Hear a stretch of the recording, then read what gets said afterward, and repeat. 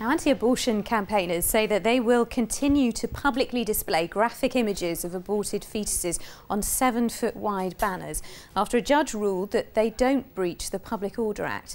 Their decision follows the collapse of a trial against activist Andrew Stephenson yesterday, who was arrested after he displayed the banners outside a pregnancy termination clinic in Brighton last June. John Hunt has tonight's special report.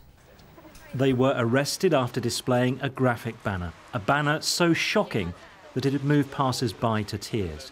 But even so, today a judge declared that while they were distressing, the images were not unlawful for the campaigners to display. We indeed don't like them, but why use them then? Because they are the facts. Words just fail us when we try and use them to express an evil that is so unimaginable. The pictures do it concisely. They explain a very complex and very difficult moral message in an instant.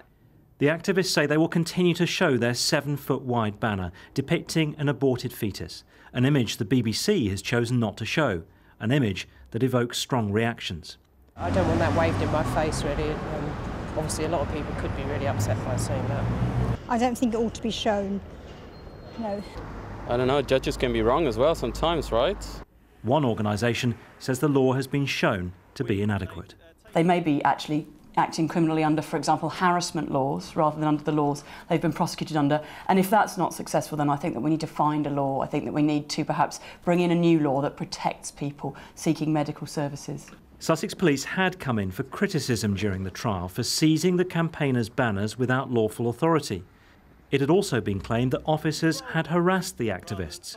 Today, Judge Stephen Nichols roundly rejected this, saying that there was no evidence of officers being authoritarian or oppressive or trying to shut down the protest. They were taking a careful approach to the position they found themselves in, and that one officer was objective in her dealing with the defendant and did not allow her own views to interfere with her duties as a police officer. Sussex Police tonight reiterated their commitment to allowing peaceful protest and confirmed that unless there is a marked change in the nature of the protest, the status quo will prevail.